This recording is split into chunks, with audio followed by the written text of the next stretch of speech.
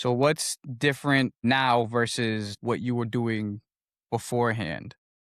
Yeah. So before it was primarily like, I don't know if I should go down that rabbit hole where it even came from, but it was like affirmation cards and journals. Cause the whole point of it was just creating, normalizing conversations and creating spaces for people to talk about it. So a lot of times journaling is a tool that people can use to kind of to put their thoughts onto paper. And I was kind of just encouraging that and also like positive reinforcement through like affirmation cards. That's what it started as.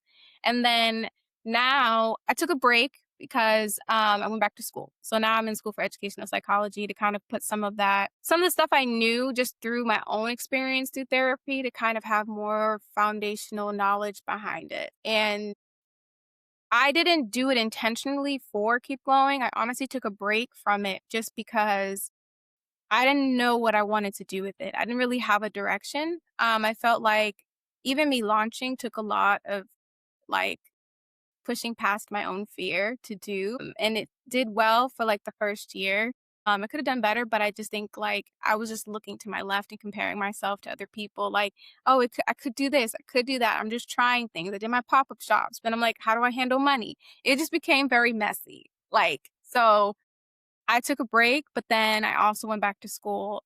So then the thing with my program, you can have like a research focus in there. And for me, my focus was on trauma and how it affects well-being and behavior and realizing like what happens within our body when we're in like heightened stress.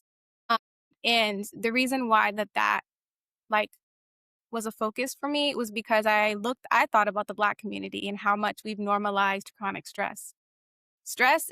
Chronic stress is high in our communities and we've normalized it. Like how many people do you know? I know people in my family that just work all the time and they never rest. It isn't until we're burnt out or like, we're falling apart or we're sick. That's when we start like taking care of ourselves. Right when I got to corporate America, right out of school, I was like, the one thing I'm not gonna do after I actually more so maybe after maybe like my first few years of adulting, when I was in the fitness industry, or I still am, but when I was personal training, when I had like 13, 14 clients, and I was just like, yo, I'm working my ass off and this is a lot to deal with. But it was like after that, I was like, you know what?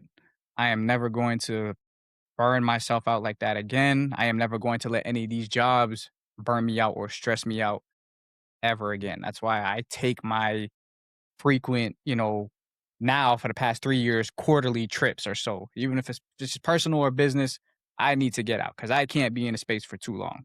Personally, I don't stay anywhere. Me personally, I don't stay anywhere more than 2 years.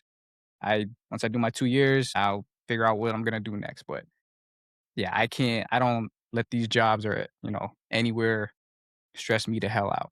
And that's important. Proceed. No, and then that's a common thing. We were coming out of hustle culture. Like that was an actual thing. Like, was it 2010?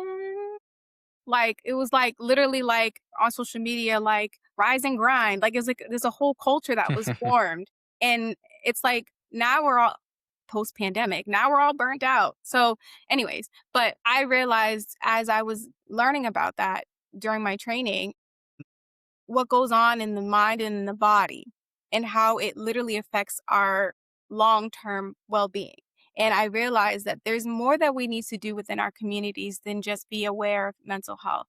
There's preventative things that we need to incorporate in our lives that can help us in the long run, right? So I focus this time around more on like helping people create like support systems and strategies that they can incorporate in their day to day just so that I like to say it strengthens your mental health, right? The same way where, of course, you don't have to go to the gym. Of course, you don't have to eat well. You don't have to sleep well, but you're not at your most optimal the physical health, right? The same way with our mental health. You can just live your life the way you want to. Nobody's telling you you don't have to do it, but you'd want to be at your most optimal mental health as well. You know what I mean? And there's things that you can incorporate into your day to day just so that, you're not waiting until life hits and then it Hmm. takes you out. You know what I mean? Like you're able to have, I like to say, a protective layer against life's challenges. And I had to realize that how important that is just through what I've been learning and how it even affects our behaviors and how we act, our relationships, like all the things,